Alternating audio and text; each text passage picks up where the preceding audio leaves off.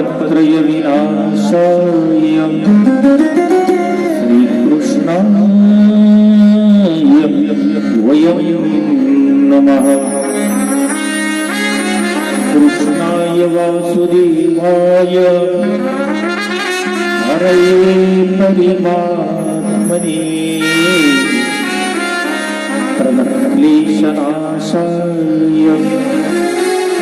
गोविन्दाय नमो नमः। मनोजवं मारुततुल्यवेगं जितेन्द्रियं बुद्धिमतां वरिष्ठं वातात्मजं वानरयूतमुख्यं श्रीरामदूतं शरणं प्रपद्ये। या देवी सर्वभूतेषु शक्तिरूपेण संस्थिता नमस्तस्यै नमस्तस्यै नमस्तस्यै नमो नमः। सर्वमङ्गलमाङ्गल्ये शिवे सर्वार्थसाधिके शरण्ये त्र्यम्बके गौरी नारायणी नमोस्तुते। ध्यानं मूलं गुरुमूर्ति पूजामूलं गुरुपदं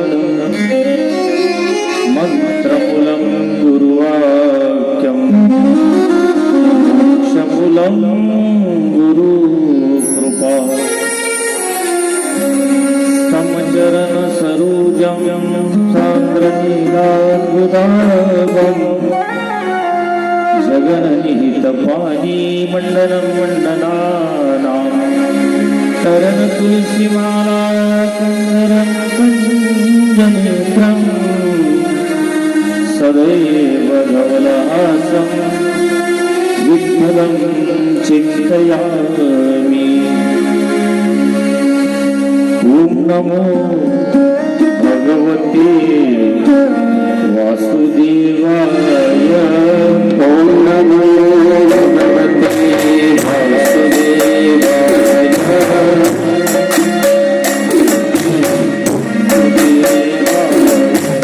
ॐ नमो भगवते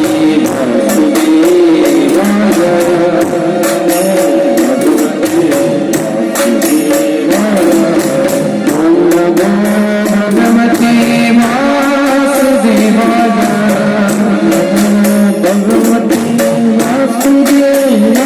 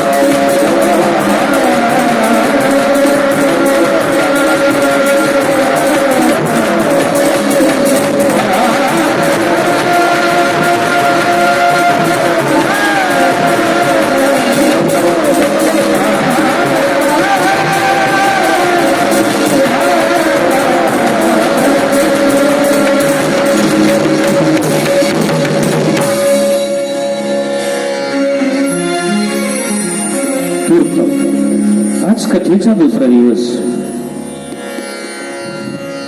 कथेला सुरुवात करण्याच्या अगोदर कथेची अधिष्ठात्री देवता भगवान श्री कृष्णचंद्र, गावातील इष्ट देवता, ग्रामदेवता, वास्तुदेवता, ज्यांच्या छत्रछायेखाली या कार्यक्रमाचं एकंदरीत आयोजन केलेलं आहे, वीर हनुमंतराय यांच्या चरणी नतमस्तक होऊन व्यासपीठावर उपस्थित गुणीजन मंडळी, पितृतुल्य नागरिक, माता भगिनी या सर्वांना एकदा अभिवादन करून आजचे दुसऱ्या दिवसाचं हे पहिलं सत्र जे आहे ते पहिलं सत्र आपण या ठिकाणी सुरुवात करत आहोत. कालच्या भागामध्ये भागवत जे आहे ते अगदी उतार वयामध्ये, म्हातारपणामध्ये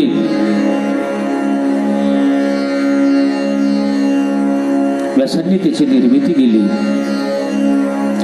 आता मी हे कोणाच्या हातामध्ये द्यावं, त्याच्यासाठी वैराग्य जे आहे ते वैराग्य पाहिजे. आणि भगवान शंकर आहे, त्यांच्यासारखं वैराग्य, पूर्ण वैराग्य कोणत्याही ठिकाणी नाही, म्हणून ते भगवान शंकराची आराधना करतात. भगवान शंकराला मात्र या संसारामध्ये येणे आवडत नाही, कारण संसारामध्ये जर आलं, कोळशाच्या खाणीत जर गेलं तर हातपाय जे आहे ते काळे झाल्याशिवाय राहत नाही. त्यानंतर प्रश्न असा निर्माण होतो की हे शास्त्र लिहायचं कोण. त्यासाठी गणपती महाराज तयार होतात आणि गणपती महाराज तयार झाल्याच्या नंतर ते म्हणतात की मी एक क्षणभरही रिकामा राहणार नाही.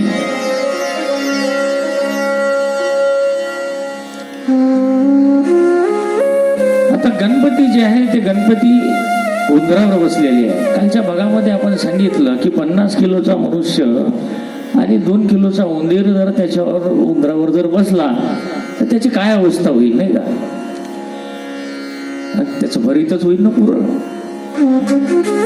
उंदरावर बसणे याचा अर्थ आहे उद्योगावर बसणे. आणि जो उद्योगी असतो, सतत प्रयत्नशील असतो, त्याच्या घरी रिद्धी पाणी भरत असते. एक गोष्ट सांगतो म्हणजे तुमच्या लक्षात येईल. एखादा उंदीर जर कपाटामध्ये गेला, साड्या बिड्या ठेवल्या असल्या तर काय दुर्गती करून टाकते, कारण तो क्षणभरही रिकामा राहत नाही. उद्योगी आहे तो. आणि उद्योगावर कोण? गणपती महाराज बसले आहे.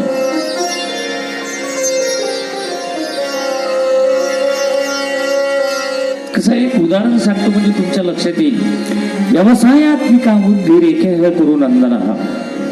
व्यावसायिक बुद्धी ज्याच्याकडे आहे ना, त्याला भांडवलाची गरज नाहीये. त्याला भांडवलाची गरज नाहीये.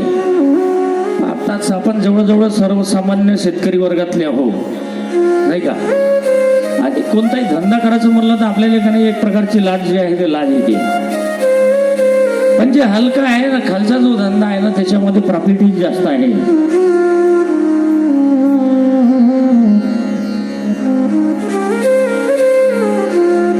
एवढे वर्ष झाले आपण शेती करून राहिलो, नाही का? सुलतानी संकट आहे, आसमानी संकट आहे. आता ते काल आमच्या महाराज सांगे म्हणे गारपेटीनं पुरा चना जमीन दोस्त झाला. आसमानी संकट आहे. आणि मग अशा परिस्थितीमध्ये काही उद्योग केला पाहिजे ना. शेतीला जोडधंदा वगैरे असला पाहिजे, नाही का? जोडधंदा असला पाहिजे. हे उदाहरण सांगितलं म्हणजे तुमच्या लक्षात येईल. याच्यासाठी भांडवलाची आपल्याला कसं आहे, पहिले काउंटर पाहिजे, घरकन फिरणारी खुर्ची पाहिजे, नाही का?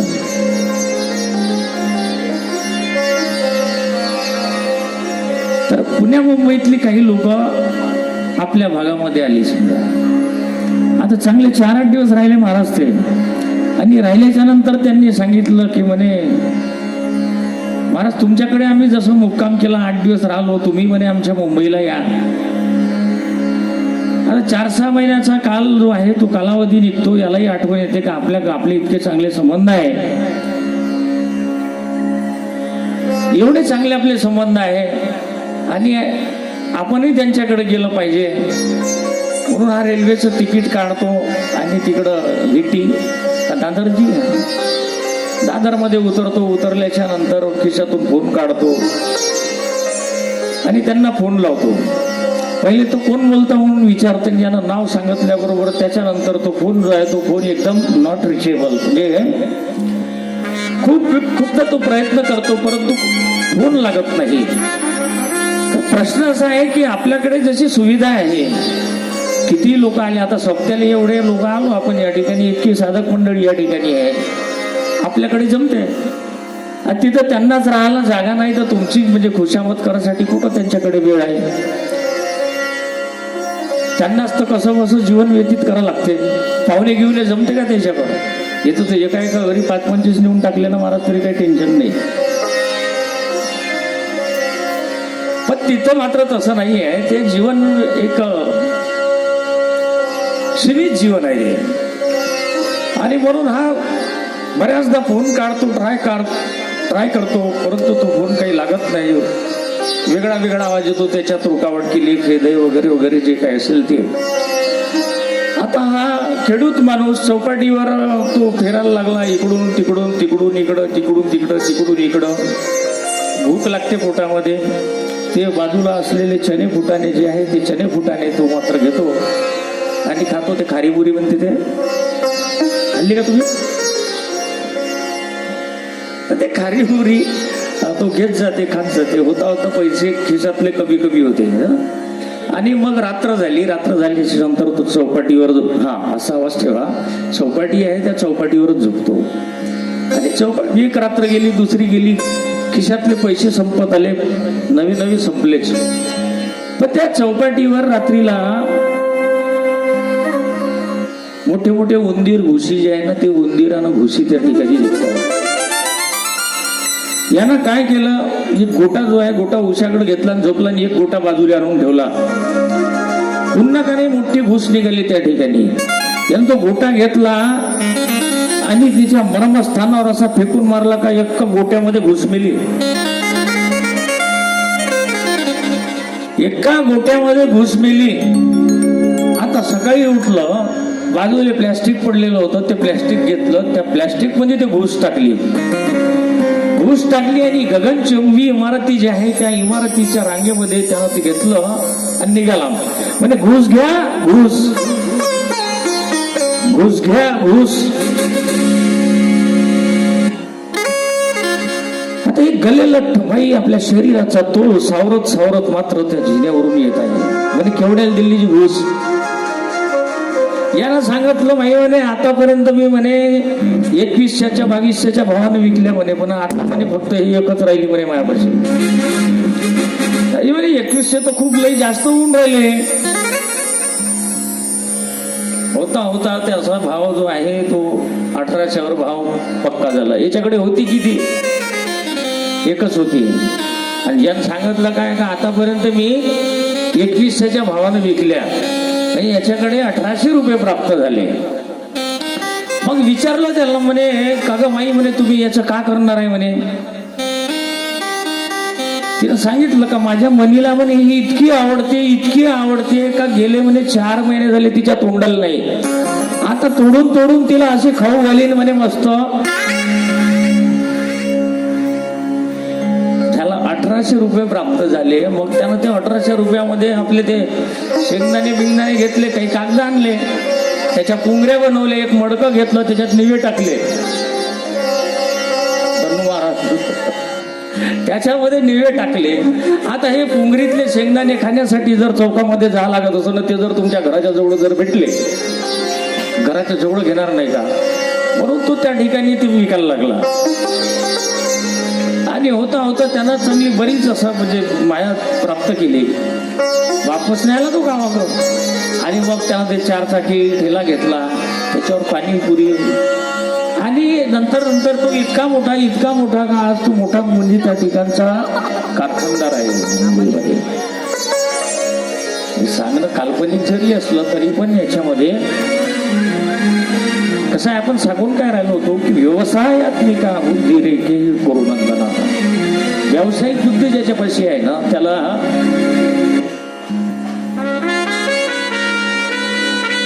भांडवलाची गरज नाही. म्हणजे 0% पण त्याच्यावर जो आपला म्हणजे अस्तित्व जे आहे तो अस्तित्व निर्माण करू शकतो. हे या ठिकाणी सांगायचं होतं. आपण सांगून काय आलो होतो? गणपती महाराज कशावर बसले? उद्योगावर बसले आहे. उंदराचा अर्थ आहे उद्योग. आणि जो सतत उद्योगशील प्रयत्नशील राहतो त्याच्या रिद्धी सिद्धी ह्या दासी असतात. नवी नवी त्याच्या घरी त्या पाणी भरतात.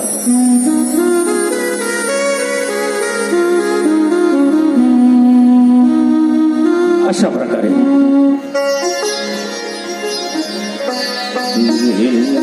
यानंतर जे आहे भागवताचा महिमा जो आहे तो महिमा आपण सांगणार आहोत. तर या कथेचा महिमा जो आहे तो महिमा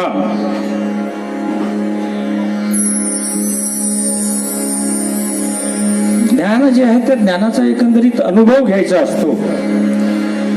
या विद्या मुक्त होण्यासाठी स्वभावामध्ये बदल न घडला तर समजावं की पुराण ठीक ऐकलं नाही. ही कथा ऐकल्याच्या नंतर जीवन सुधारते माणसाचं. मुक्ती मिळते याबद्दल काही शंका नाही. नो व्यक्ती मात्र संशय आहे. याच्यामध्ये कोणत्याही प्रकारचा संशय नाही आहे. हे सत्य आहे. त्यानंतर भागवताचा महिमा जो आहे तो महिमा आलेला आहे. या कथेचा महिमा एकदा सनत कुमारांनी नारदाला सांगितलं होतं. महात्म्यामध्ये असं लिहिलं आहे की मोठमोठे ऋषी आणि देवता ब्रह्मलोक सोडून विशाल क्षेत्रामध्ये ही कथा ऐकण्यासाठी आहे. या कथेमध्ये जो आनंद मिळतो तो ब्रह्मानंदापेक्षाही श्रेष्ठ असा आनंद आहे. ब्रह्मानंदापेक्षाही श्रेष्ठ आहे. योगी जे आहे ते केवळ आपल्या उद्धारासाठी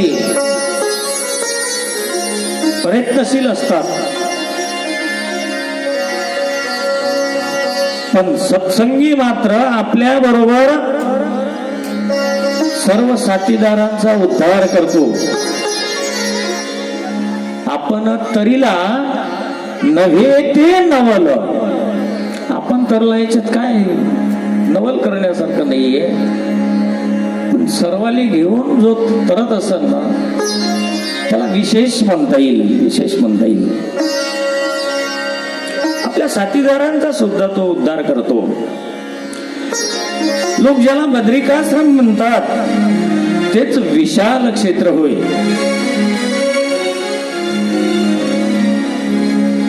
स्कंद पुराणामध्ये कथा आली आहे की बद्रीनारायण जे आहे ते विशाल राज्यासाठी आले होते आणि पुंडलिकासाठी कोण आले? विठ्ठल आले ना पंढरपुरामध्ये.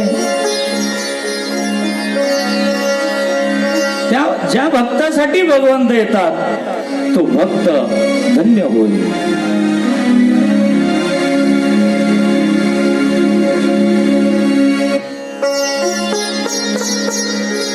अजूनही तिष्ठत 28 युग झाले तर भगवंत त्या ठिकाणी विटेवर उभे आहे आणि हात कमरेवर ठेवले आहे.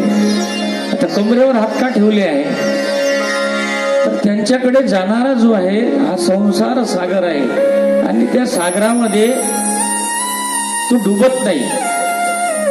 ज्यानं त्या भगवंताचा आश्रय घेतला तो या संसार सागरामध्ये त्याला बुडण्याची भीती नाही, त्याला डुबाची भीती नाही. विशालपुरीमध्ये जे ते सनत कुमार राहत असत त्या ठिकाणी एकदा नारद मुनी जे आहे ते नारद मुनी फिरत फिरत आले. तिथे सनकाधिक ऋषींना नारद भेटले. नारदाचे मुख जे आहे ते म्लान पाहून सनकाधिक जे आहे त्यांना प्रश्न करतात की आपण चिंतातूर का? कुत चिंतातूर हो? आपण हरिदास आहात. जो हरीचा दास आहे त्याला चिंता करण्याची काही गरज आहे का? त्याला चिंता करण्याची गरज नाहीये.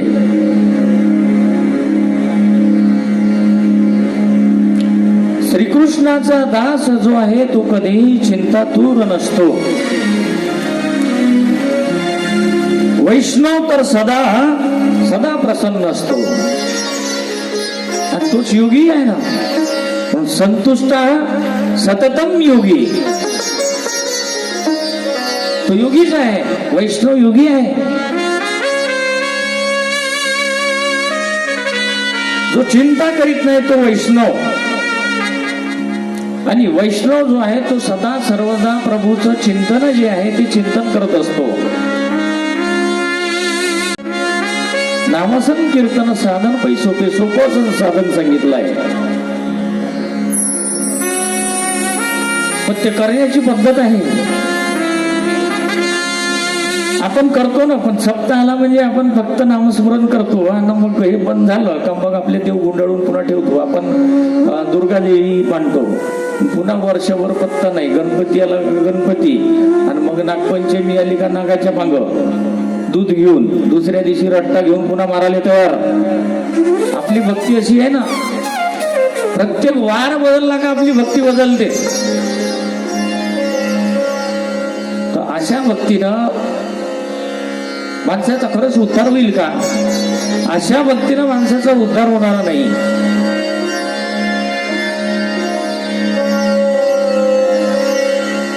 तर भक्ती कशी असली पाहिजे?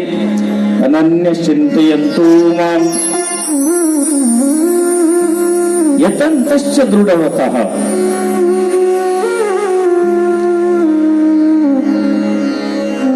किंवा अनन्य चिंतयंतो मां ये जनाः पर्युपासते तेषां नित्याभियुक्तानां योगक्षेम वहाम्यहम्. जो अनन्य भावनानं सतत प्रभूचं चिंतन करतो त्याचा योग म्हणजे त्याला जे प्राप्त आहे ते, आणि क्षेम म्हणजे अप्राप्त जे आहे ते प्राप्त करून देण्याचं काम भगवंत करत असतो.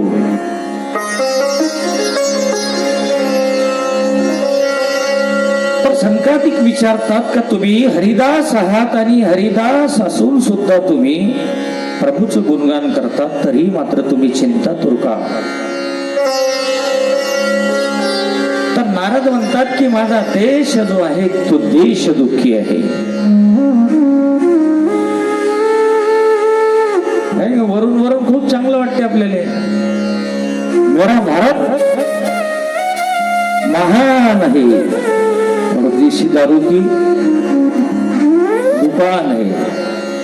वरून वरून फार चांगलं वाटते. माझा देश दुःखी आहे.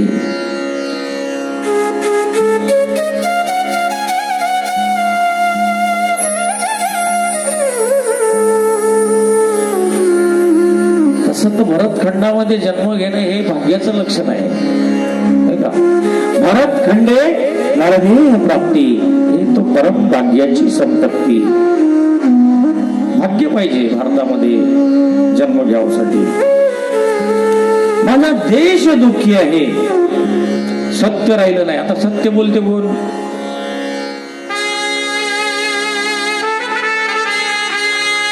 सत्य राहिलं नाही. बरं तप करणारे कुणी आहे का? काल सांगितलं कीर्तनामध्ये ते कठीण आचरण आहे, तपही कुणी करत नाही. बरं दया माया राहिली का? दयाही राहिली नाही कोणाबद्दल. आता हे सोडा, एखाद्या ठिकाणी जर अपघात झाला तर विचित्र परिस्थिती आम्ही डोळ्यांनी पाहिलेलं सांगतो. मदत करण्याच्या ऐवजी खिशातला मोबाईल काढून मात्र ते काय म्हणते त्याला, व्हिडिओ बनवणं. त्याला गरज कशाची? मदत करायची गरज आहे का व्हिडिओ महत्वाचा आहे? या साध्या साध्या गोष्टी समजत नाही. दया राहिली नाही. आणि मग ज्याच्यापाशी दया आहे तो मांसाहार करल का? कारण कोणत्याही पशुले जर मारलं नाही तर मांस खायला भेटणार नाही. त्याला पहिले मारा लागते ना. मग दया आहे का त्याच्या ठिकाणी? दया नाहीये.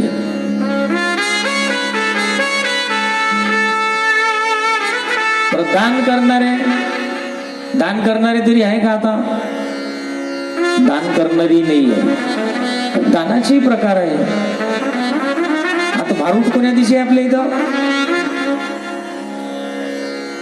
4 तारखेला भारूड आहे. भारुडामध्ये भरपूर लोक दान करतात. हे तमाशामध्ये आणि भारुडामध्ये.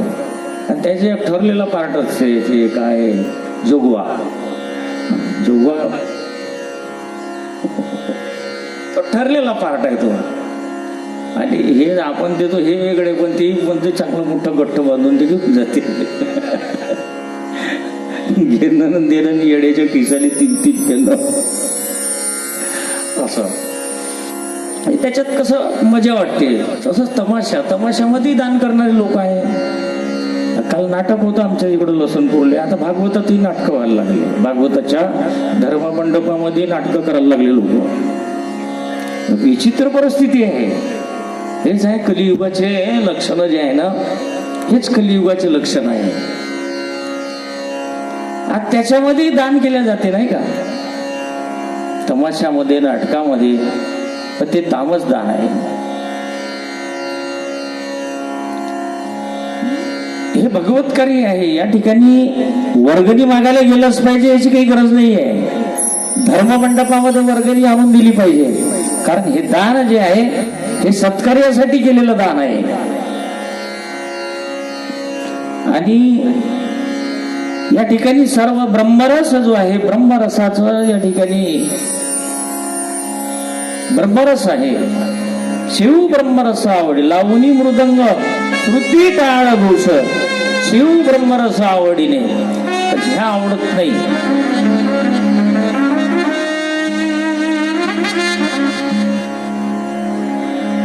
मौलिक ज्ञानोबराय म्हणते दूध पवित्र आणि गोड